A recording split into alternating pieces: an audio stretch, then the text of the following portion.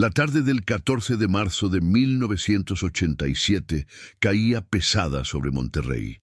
El cielo se había tornado de un gris plomizo que anticipaba la lluvia de primavera, y las calles del barrio Obispado comenzaban a vaciarse mientras los comerciantes cerraban sus negocios. En la casa de los Domínguez, una modesta construcción de ladrillo con rejas verdes en la colonia Independencia, Rosa María limpiaba obsesivamente los vidrios de las ventanas por quinta vez en la semana. Sus manos temblaban ligeramente mientras pasaba el trapo húmedo en círculos cada vez más lentos, la mirada perdida en algún punto invisible más allá del cristal. Su hija Lucía, de apenas 8 años, debía llegar de la escuela hace más de 2 horas. Su esposo, Roberto, profesor de historia en la preparatoria técnica, había prometido pasar a recogerla después de sus clases de la tarde. Era una rutina establecida desde hacía meses, desde que Rosa María había comenzado a sentir esa ansiedad inexplicable cada vez que la niña caminaba sola por las calles. Monterrey había cambiado en los últimos años. Las noticias hablaban de cosas que antes parecían imposibles en su ciudad, y ella prefería no arriesgarse. Me gustaría pedirles, queridos espectadores, que se suscriban a nuestro canal si aún no lo han hecho. Déjenos en los comentarios desde dónde nos están viendo. Nos encanta saber que nos acompañan desde diferentes lugares. Su apoyo significa mucho para nosotros. El teléfono no sonaba. Rosa María lo había verificado 3 veces, levantando el auricular para asegurarse de que tuviera tono. Lo tenía.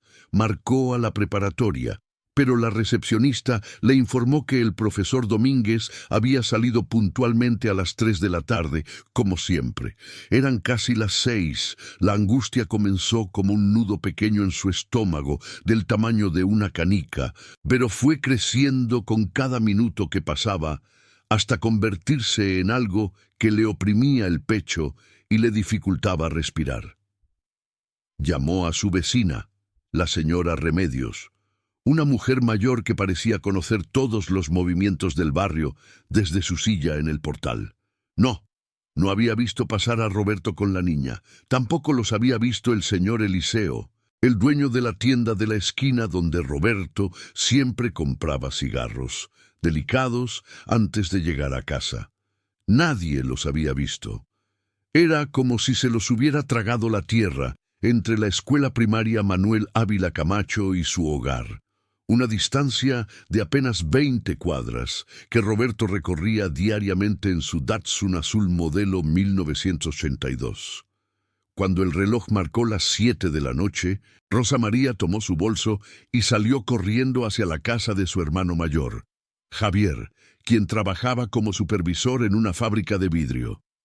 Necesitaba que alguien la acompañara a buscarlos, que le dijera que todo estaba bien, que probablemente el carro se había descompuesto o que Roberto había decidido llevar a Lucía a tomar un helado sin avisarle. Pero mientras corría por las calles ya oscuras, con el viento frío golpeándole el rostro, sabía en lo profundo de su ser que algo terrible había sucedido.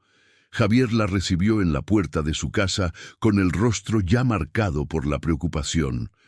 Rosa María había llegado llorando, casi sin aliento, las palabras saliendo atropelladas de su boca. Su cuñada Teresa le preparó un té de tila mientras Javier se calzaba los zapatos y tomaba las llaves de su camioneta. Recorrieron cada calle que Roberto podría haber tomado. Preguntaron en gasolineras, en fondas, en talleres mecánicos. Nadie había visto un Datsun azul con un hombre de 34 años, de cabello negro, y una niña pequeña de coletas oscuras y uniforme escolar. A las 11 de la noche, finalmente acudieron a la comandancia de policía en el centro de Monterrey. El edificio de concreto gris parecía más intimidante bajo las luces amarillentas de los postes. Adentro, el olor a café viejo y tabaco impregnaba todo. Un oficial de mediana edad con bigote espeso los atendió detrás de un escritorio desordenado tomando notas en un formulario, mientras Rosa María describía a su esposo y a su hija con voz entrecortada. Señora, disculpe que se lo diga así, pero en la mayoría de estos casos, la persona aparece en las próximas 24 horas, dijo el oficial con un tono que pretendía ser reconfortante, pero que sonaba ensayado. A lo mejor su esposo tuvo alguna emergencia familiar, o decidió visitar a alguien sin avisar. Ya sabe cómo son los hombres a veces. Rosa María sintió que algo dentro de ella se quebraba ante esas palabras. Quiso gritar que Roberto no era así, que jamás la dejaría preocupada, que algo malo había pasado y necesitaban buscarlo ya en ese momento, no esperar 24 horas que podían ser la diferencia entre la vida y la muerte. Pero las palabras no salieron. Solo pudo asentir mientras las lágrimas rodaban por sus mejillas y Javier colocaba una mano firme en su hombro. Esa noche no durmió. Se quedó sentada en la sala, con todas las luces encendidas, esperando escuchar el motor del Datsun azul, el sonido de la llave en la cerradura, la risa de Lucía entrando por la puerta. Pero solo hubo silencio, interrumpido ocasionalmente por el ladrido de algún perro callejero y el paso de algún carro por la calle. Cuando el amanecer comenzó a pintar el cielo de naranja pálido, Rosa María seguía en la misma posición, con la mirada fija en la puerta, las manos entrelazadas en su regazo como si estuviera rezando, aunque hacía horas que había dejado de pronunciar palabras. Los días siguientes se convirtieron en una pesadilla interminable. La policía abrió una investigación oficial después de 48 horas, pero sus esfuerzos parecían tibios, desorganizados. Encontraron el Datsun azul abandonado en un terreno baldío cerca de la carretera a Saltillo, a unos 20 kilómetros del centro de Monterrey. Las llaves seguían en el contacto. La mochila escolar de Lucía estaba en el asiento trasero, con sus cuadernos y su lonchera intactos. No había señales de violencia, no había sangre, no había nada que indicara qué había sucedido. El carro simplemente estaba ahí, vacío, como si Roberto y Lucía hubieran decidido bajarse y caminar hacia ninguna parte. Rosa María pegó carteles por toda la ciudad. Su rostro demacrado se convirtió en una imagen familiar en las calles de Monterrey durante semanas. Los carteles mostraban dos fotografías, una de Roberto sonriendo en el jardín de la casa, con su camisa de cuadros favorita, y otra de Lucía, en su último cumpleaños, con un vestido rosa y una sonrisa que mostraba el espacio donde se le había caído un diente. Desaparecidos, decía el encabezado en letras rojas mayúsculas, seguido de las descripciones físicas y un número de teléfono. Las llamadas llegaron por docenas al principio. Algunos reportaban haberlos visto en ciudades lejanas, en Guadalajara, en Ciudad de México, incluso en la frontera con Estados Unidos. Rosa María y Javier seguían cada pista con desesperación, viajando kilómetros en camiones nocturnos, tocando puertas de extraños, mostrando las fotografías a cualquiera que quisiera verlas. Pero cada pista terminaba en nada. Confusiones, casos de identidad equivocada, o peor aún, personas que solo querían sentirse importantes por un momento, inventando historias que no llevaban a ninguna parte. La familia de Roberto también se unió a la búsqueda. Su madre, doña Leticia, una mujer de 60 años, con el cabello completamente blanco, recogido en un moño apretado, organizó una misa en la parroquia de San Juan Bosco. La iglesia se llenó de vecinos, compañeros de trabajo de Roberto, padres de familia de los alumnos de Lucía. Todos rezaban, encendían veladoras, pedían por el regreso seguro de padre e hija. Pero conforme pasaban las semanas y no había noticias, la asistencia a las misas fue disminuyendo.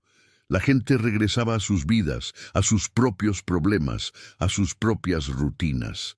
El dolor de Rosa María se fue convirtiendo en algo privado, solitario, un peso que cargaba en silencio mientras el mundo seguía girando a su alrededor. Los investigadores entrevistaron a decenas de personas. Compañeros de trabajo de Roberto en la preparatoria técnica describían a un hombre dedicado, un profesor respetado, que nunca había dado señales de querer huir o desaparecer. Sus clases de historia eran legendarias, decían, llenas de pasión y conocimiento. Algunos estudiantes lo recordaban hablando con entusiasmo sobre la Revolución Mexicana, sobre Villa y Zapata, sobre las luchas sociales que habían formado el México moderno. No era un hombre con deudas significativas, no tenía enemigos conocidos, no había ninguna razón aparente para que alguien quisiera hacerle daño. Sin embargo, una profesora de literatura llamada Gabriela Soto mencionó algo que llamó la atención de Rosa María. Durante una conversación casual en la sala de maestros, unas 2 semanas antes de la desaparición, Roberto había comentado que se sentía observado. No había dado más detalles, y Gabriela pensó que era solo paranoia o estrés del trabajo. Pero ahora, recordando esa conversación, le parecía significativo. ¿Quién podía estar observando a un simple profesor de historia? ¿Y por qué? Rosa María empezó a revisar obsesivamente las pertenencias de Roberto que la policía había devuelto. Sus libros, sus cuadernos de trabajo, las cartas viejas guardadas en una caja de zapatos en el closet. Encontró algo extraño entre las páginas de un libro sobre la cristiada, 3 recortes de periódico de 1986, todos sobre casos de tierras disputadas en la zona rural de Nuevo León. Los artículos hablaban de ejidatarios que reclamaban propiedades que supuestamente les habían sido arrebatadas décadas atrás, de documentos falsificados, de familias desplazadas. Roberto había subrayado ciertos párrafos con lápiz. Había hecho anotaciones en los márgenes con su letra pequeña y precisa. ¿Por qué Roberto tenía esos recortes? Estaba investigando algo. Rosa María llevó los artículos a la policía, pero el investigador a cargo, un hombre fornido llamado subcomandante Héctor Villarreal, no pareció darles mucha importancia. Señora, su esposo era profesor de historia. Probablemente los guardó para alguna clase o algún trabajo de investigación. No significa nada, le dijo con cierta impaciencia. Pero Rosa María no podía sacudirse la sensación de que esos recortes significaban algo, que eran una pieza de un rompecabezas que no lograba armar. Los meses se convirtieron en 1 año, y luego en 2. La casa de los Domínguez se convirtió en un santuario silencioso. Rosa María mantenía el cuarto de Lucía exactamente como lo había dejado la niña esa mañana de marzo. La cama tendida con el edredón de flores, los peluches acomodados en el estante, los libros de cuentos apilados junto a la almohada. La ropa de Roberto seguía colgada en el closet, sus zapatos alineados en el piso. Rosa María lavaba y planchaba esas prendas regularmente, como si en cualquier momento él fuera a regresar y necesitara una camisa limpia para ir a trabajar. Su hermano Javier y su cuñada Teresa se turnaban para visitarla, para asegurarse de que comiera, de que saliera de la casa al menos una vez por semana. Rosa María había dejado su trabajo en la farmacia del centro, incapaz de concentrarse en contar pastillas y atender clientes, cuando su mente estaba constantemente en otro lugar, imaginando 1000 escenarios diferentes, cada uno más terrible que el anterior. Vivía de los ahorros que había acumulado con Roberto y de la pequeña ayuda económica que le daba su hermano. Aunque Rosa María apenas gastaba en sí misma, compraba lo mínimo, como si guardar dinero pudiera de alguna manera traer de vuelta a su familia. Las autoridades eventualmente archivaron el caso como desaparición sin resolver. Una más entre muchas en un país donde miles de personas desaparecían cada año, por razones que iban desde la violencia del crimen organizado hasta simples accidentes en carreteras remotas.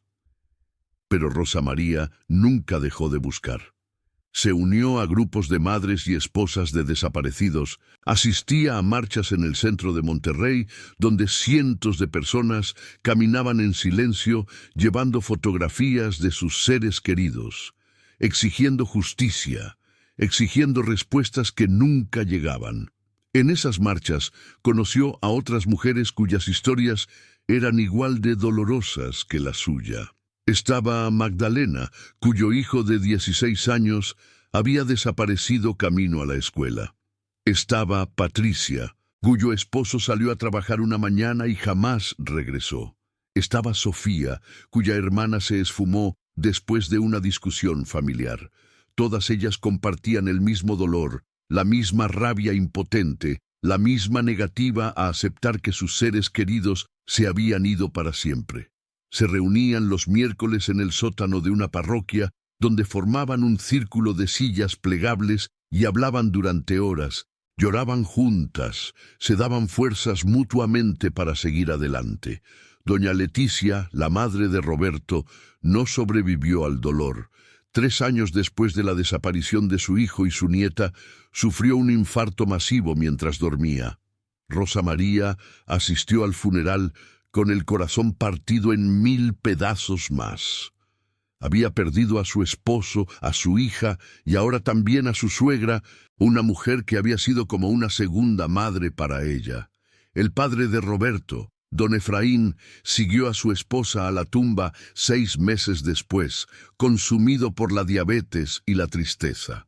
Rosa María se encontró completamente sola, sin la familia que había construido con tanto amor. Los años 90 transcurrieron lentos y grises. Rosa María envejeció prematuramente. Su cabello se llenó de canas que no se molestó en teñir. Su rostro se marcó con arrugas profundas que hablaban de noches sin dormir y días sin esperanza. Pero nunca dejó de buscar. Seguía pegando carteles actualizados, mostrando cómo se vería Lucía a medida que crecía. Pagó a un artista forense para que creara imágenes progresivas. Lucía a los 12 años, a los 15, a los 18. Distribuyó esas imágenes por todo el norte del país, enviándolas a periódicos, a estaciones de radio, a programas de televisión que se especializaban en casos de personas desaparecidas. En 1995, un programa nacional de televisión dedicó un segmento completo al caso de Roberto y Lucía Domínguez. Rosa María apareció en pantalla, con su rostro consumido por el dolor, pero con los ojos todavía encendidos por la determinación, pidiendo a quien tuviera información que por favor se comunicara. La historia conmovió al país. Durante semanas, el teléfono de Rosa María no dejó de sonar. Pero nuevamente, ninguna de las llamadas llevó a nada concreto. Algunas personas ofrecían teorías, otras solo llamaban para expresar su solidaridad, y unas pocas trataban de aprovecharse de su desesperación pidiendo dinero a cambio de información falsa. Una tarde de octubre de 1997, Rosa María estaba en el mercado comprando verduras cuando una mujer mayor se le acercó. Era una vendedora de hierbas medicinales con el rostro curtido por el sol y las manos ásperas del trabajo. «Usted es la señora que busca a su familia, ¿verdad?», preguntó la mujer con voz ronca. Rosa María sintió que el corazón se le aceleraba, como siempre que alguien parecía tener información. «Sí, soy yo», respondió, tratando de mantener la voz firme. La mujer se acercó más y bajó la voz.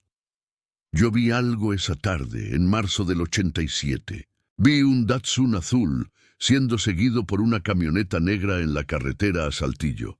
No le di importancia en ese momento, pero después vi los carteles y siempre me quedó la duda». Rosa María sintió que las piernas le temblaban. ¿Una camioneta negra? ¿Recuerda algo más? ¿Los números de las placas? ¿Cuántas personas iban dentro?, preguntó con urgencia, tomando a la mujer del brazo. La vendedora negó con la cabeza. Lo siento, mija. Han pasado muchos años. Solo recuerdo que la camioneta iba muy cerca del Datsun, como presionándolo. Pensé que eran conocidos jugando en la carretera. Debí haberlo reportado entonces, pero una es ignorante de estas cosas hasta que es demasiado tarde. Rosa María reportó esta nueva información a la policía, pero para entonces el caso estaba tan frío que apenas le prestaron atención. El subcomandante Villarreal se había retirado y los nuevos investigadores veían el caso de los Domínguez como algo del pasado, un archivo más entre miles en un almacén polvoriento.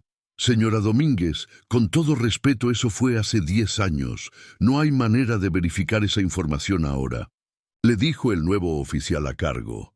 Un joven que probablemente ni siquiera había salido de la academia de policía cuando Roberto y Lucía desaparecieron. La frustración de Rosa María con las autoridades creció hasta convertirse en amargura. Se dio cuenta de que si iba a encontrar respuestas, tendría que ser por sus propios medios. Comenzó a hacer algo que nunca había imaginado, su propia investigación. Visitó la biblioteca municipal y pidió acceso a los archivos de periódicos de 1986 y 1987. Pasó semanas leyendo, tomando notas, buscando cualquier cosa relacionada con disputas de tierras en Nuevo León. Los recortes que había encontrado entre las cosas de Roberto tenían que significar algo. Descubrió que en 1986 había habido un caso particularmente polémico sobre unas tierras cerca de Santiago, un pueblo al sur de Monterrey. Un grupo de ejidatarios afirmaba que un terreno de más de 100 hectáreas les había sido despojado ilegalmente en la década de los 50.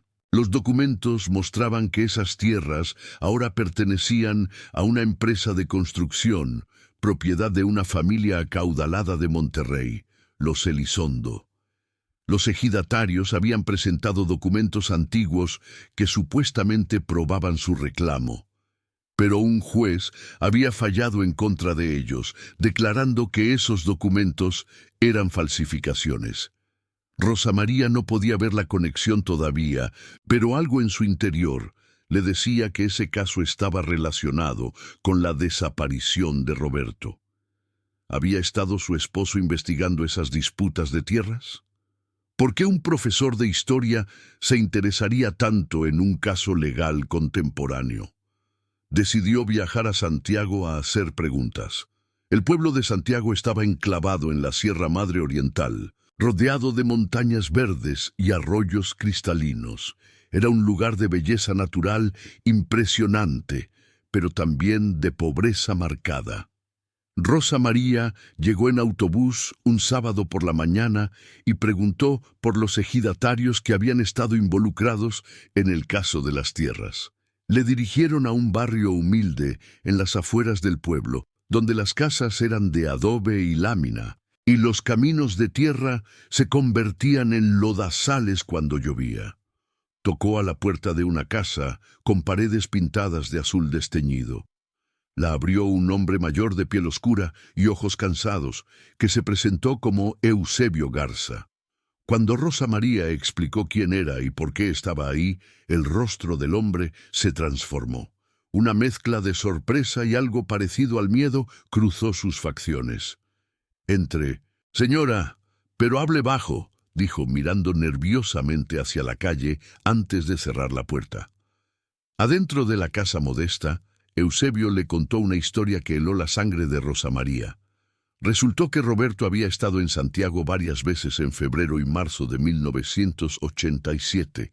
Había contactado a Eusebio y a otros ejidatarios después de leer sobre su caso en los periódicos. Roberto les dijo que su propio abuelo había sido ejidatario en esa misma región en los años 40 y que tenía documentos familiares viejos que podrían ayudar a probar el caso. «Su esposo era un hombre bueno, señora», dijo Eusebio con tristeza. Quería ayudarnos. Dijo que los documentos que presentamos no eran falsos, que él tenía registros familiares que coincidían con nuestros reclamos. ¿Y qué pasó?, preguntó Rosa María, con el corazón latiéndole tan fuerte que podía escucharlo en sus oídos. Eusebio suspiró profundamente. Alguien se enteró de que el profesor Domínguez estaba ayudándonos. 2 hombres vinieron al pueblo y empezaron a hacer preguntas sobre él. Preguntaban quién era, qué estaba haciendo aquí, con quién hablaba. Eran hombres de ciudad, bien vestidos, con camioneta nueva. Nosotros nos asustamos y le dijimos al profesor que mejor dejara el asunto, que era peligroso. Él nos dijo que no teníamos de qué preocuparnos, que la verdad siempre sale a la luz. Esa fue la última vez que lo vi. Una semana después, escuchamos en las noticias que había desaparecido con su hija. Rosa María sintió que el mundo se tambaleaba a su alrededor. Todo este tiempo, Roberto no había desaparecido por razones misteriosas o por accidente. Había sido deliberado. Alguien lo había hecho desaparecer porque estaba a punto de revelar una verdad que personas poderosas querían mantener oculta. «¿Por qué nunca le dijiste esto a la policía?», preguntó, tratando de contener la rabia que sentía hacia Eusebio, hacia todos los que sabían y habían callado. «Porque tengo miedo, señora», respondió Eusebio con lágrimas en los ojos. «Tengo esposa, tengo hijos, tengo nietos. Esos hombres no juegan. Después de que su esposo desapareció, vinieron de nuevo y nos advirtieron que si decíamos algo, nosotros seríamos los siguientes. Hemos vivido con ese miedo durante 10 años. Lo siento mucho, pero tenemos que sobrevivir». Rosa María regresó a Monterrey con esa información y fue directamente a la comandancia. Exigió hablar con alguien de rango superior, gritó en la recepción hasta que un comandante salió a atenderla. Le contó todo lo que había descubierto. Mencionó a la familia Elizondo. Habló de las tierras disputadas, de los hombres en la camioneta negra. El comandante la escuchó con expresión impasible y luego le dijo algo que nunca olvidaría. «Señora Domínguez, entienda que usted está hablando de gente muy poderosa. No puedo abrir una investigación basándome solo en rumores y el testimonio de un campesino asustado. Necesitaría pruebas concretas y, francamente, después de 10 años, esas pruebas no existen». «Entonces, ¿qué se supone que haga?», preguntó Rosa María, con la voz quebrada. «¿Aceptar que mi familia fue asesinada y que nadie va a pagar por eso?». El comandante se encogió de hombros con una expresión que mezclaba lástima y hartazgo. «Le sugiero que trate de seguir adelante con su vida, señora. A veces las respuestas que buscamos solo traen más dolor». Rosa María salió de la comandancia sintiéndose completamente derrotada por primera vez en 10 años. Caminó sin rumbo por las calles del centro de Monterrey, pasando frente a edificios coloniales y plazas bulliciosas, viendo a la gente ir y venir con sus vidas normales, ajenas al infierno que ella vivía cada día. Se sentó en una banca del parque y lloró como no había llorado en años, con sollozos profundos que nacían desde lo más hondo de su ser. Había encontrado la verdad, pero esa verdad no le servía de nada. Roberto y Lucía seguían desaparecidos y los responsables nunca enfrentarían justicia. Los años siguientes fueron los más oscuros de su vida. Rosa María cayó en una depresión profunda de la que parecía no poder salir. Dejó de asistir a las reuniones de familiares de desaparecidos, dejó de pegar carteles, dejó de buscar. ¿Para qué seguir buscando si ya sabía lo que probablemente había pasado? Su hermano Javier estaba profundamente preocupado por ella, temía que pudiera hacerse daño. Teresa la convenció de ver a un psicólogo, y Rosa María aceptó solo porque no tenía fuerzas para negarse a nada. El psicólogo, un hombre mayor de voz suave llamado Doctor Moreno, la ayudó a procesar el trauma y el duelo acumulado durante años. Rosa María, Lo que le pasó a su familia es una tragedia terrible, le dijo en una de sus sesiones. Pero usted sigue viva y su vida todavía tiene valor. Roberto y Lucía no querrían verla así, consumiéndose en dolor. Honre su memoria viviendo, no solo sobreviviendo.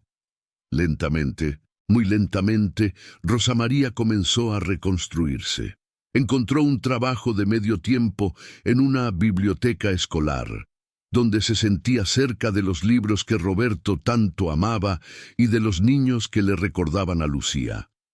Era un trabajo tranquilo que le permitía pasar horas en silencio, organizando libros, ayudando a los estudiantes con sus tareas, perdida en la rutina simple que le daba cierta paz. Los niños la querían porque era amable y paciente, aunque notaban que había una tristeza permanente en sus ojos que nunca se iba del todo. En el año 2000, México entró en un nuevo milenio con esperanzas de cambio. La alternancia política después de décadas del mismo partido en el poder prometía una nueva era de justicia y transparencia. Rosa María se permitió albergar una pequeña esperanza de que los casos viejos, como el de su familia, pudieran ser revisados.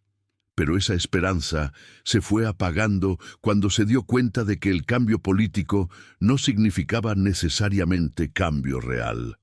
Las mismas estructuras de poder seguían intactas, los mismos intereses protegidos, las mismas injusticias perpetuadas.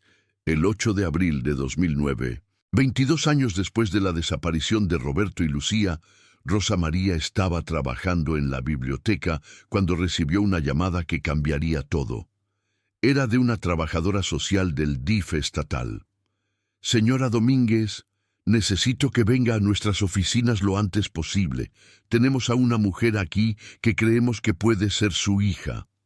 Rosa María sintió que el mundo se detenía. Las palabras de la trabajadora social resonaban en su cabeza, pero no parecían tener sentido.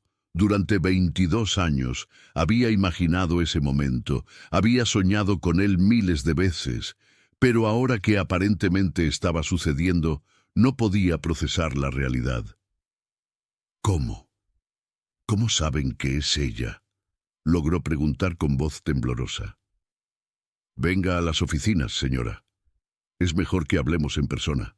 Fue toda la respuesta que obtuvo. Javier la llevó en su camioneta al edificio del DIF, en el centro de Monterrey. Durante todo el trayecto, Rosa María no pudo articular palabra. Se aferraba a su bolso con tanta fuerza que los nudillos se le pusieron blancos. En su mente se agolpaban 1000 preguntas, 1000 escenarios. ¿De verdad era Lucía? ¿Dónde había estado todos estos años? ¿Por qué no había regresado antes? ¿Estaba bien? ¿Había sufrido? Y la pregunta que más la aterraba, ¿la reconocería? ¿Habría alguna conexión después de más de 2 décadas separadas? Las oficinas del DIF olían a desinfectante y papel viejo. La trabajadora social, una mujer joven de unos 30 años llamada Mariana, las recibió en una sala de juntas. Les ofreció café que ninguno de los dos tocó y comenzó a explicar la situación con voz profesional pero comprensiva. Hace 3 días, una mujer de aproximadamente 30 años llegó al Hospital General con síntomas de desnutrición severa y deshidratación. No tenía identificación, no recordaba su nombre, estaba en un estado de confusión mental importante. Los médicos pensaron inicialmente que podía ser drogadicta o indigente, pero al examinarla más a fondo se dieron cuenta de que mostraba señales de maltrato prolongado. Rosa María escuchaba con el corazón en la garganta mientras Mariana continuaba.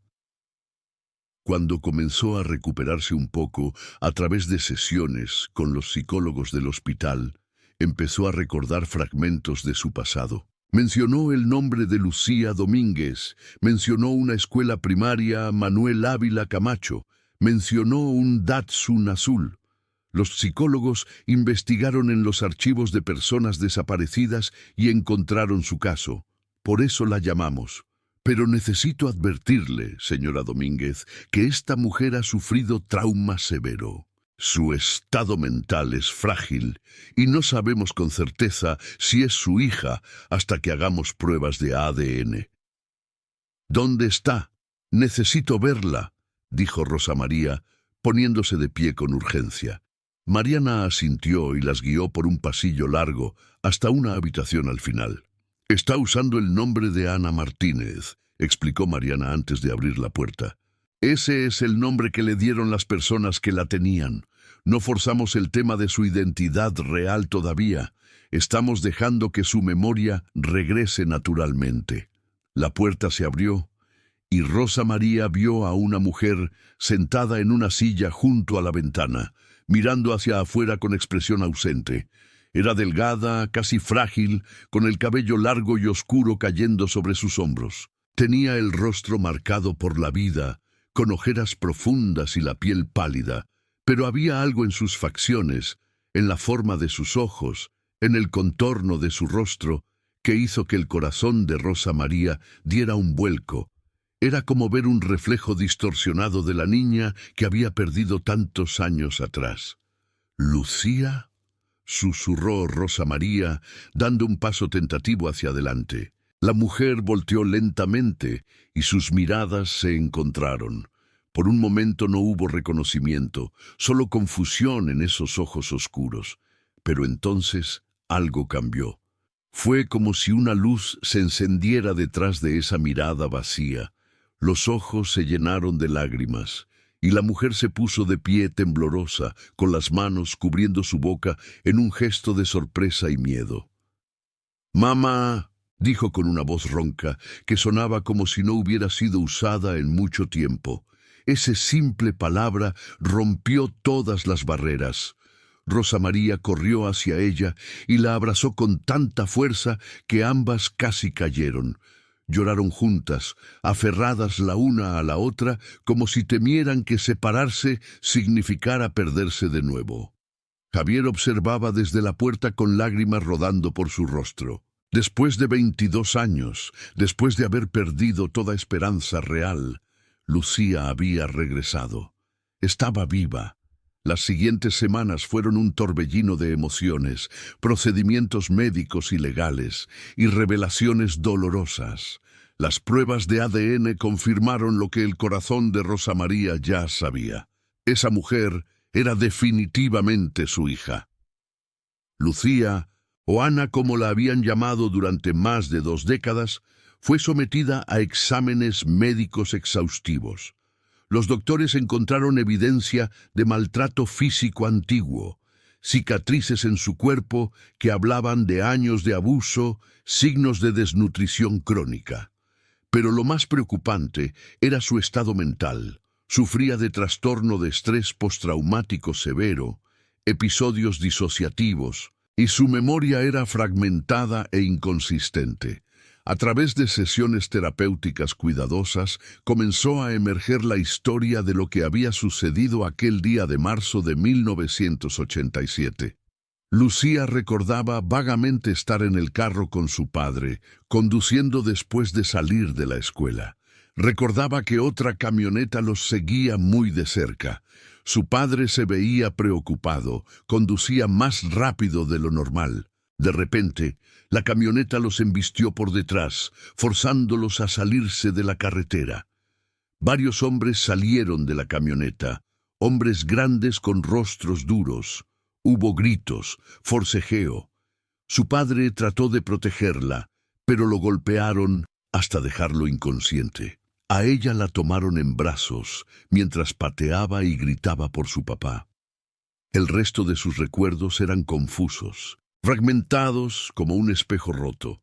La llevaron a una casa en algún lugar remoto, rodeada de campos y montañas. Allí la entregaron a una mujer mayor, de rostro severo, que le dijo que su nombre ahora era Ana, que su familia anterior no existía, que nunca debía hablar del pasado o sería castigada.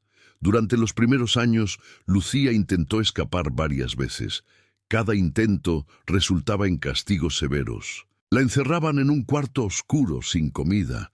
La golpeaban, le decían una y otra vez que nadie la estaba buscando, que había sido abandonada, que Rosa María había muerto. Con el tiempo, especialmente después de que pasaran años sin que nadie la rescatara, la niña comenzó a creer esas mentiras. Su identidad como Lucía se fue borrando, reemplazada por Ana. La mujer que la tenía, a quien llamaban Doña Socorro, la hacía trabajar en las labores domésticas de una casa grande. Limpiaba, cocinaba, atendía a los invitados. Era tratada más como una sirvienta que como una hija. Nunca fue a la escuela, nunca tuvo amigos, nunca salió de esa propiedad durante años. Su mundo se redujo a esas paredes, a esa rutina, a ese dolor constante. ¿Y mi papá?, preguntó Lucía a Rosa María durante una de las visitas al hospital, con los ojos llenos de lágrimas y miedo a la respuesta. Rosa María tomó sus manos entre las suyas y tuvo que decir las palabras más difíciles de su vida. No lo sé, mi amor. Tu padre nunca regresó. Llevo 22 años buscándolos a ambos. Probablemente él no sobrevivió. Lucía sollozó ante esta confirmación de lo que en el fondo siempre había sabido. Los hombres que la secuestraron no habrían dejado a su padre con vida después de lo que vio. La policía finalmente abrió una nueva investigación. Lucía pudo describirles la casa donde había estado retenida, aunque los años y el trauma hacían que sus descripciones fueran vagas. Recordaba que estaba en una zona rural, que se podían ver montañas, que había un río cerca. Con ayuda de terapeutas especializados en recuperación de memoria, lograron obtener más detalles. Había un camino de piedra que llevaba a la casa, un jardín grande con árboles frutales, establos con caballos. La propiedad era claramente de gente adinerada. Una detective joven llamada Gabriela Montes tomó el caso con seria determinación. A diferencia de sus predecesores, ella veía en esta investigación no solo la oportunidad de resolver un crimen antiguo, sino de hacer justicia real. Comenzó a investigar propiedades rurales en Nuevo León que coincidieran con la descripción de Lucía, especialmente aquellas conectadas con la familia Elizondo o personas relacionadas con el caso de las tierras disputadas de 1986.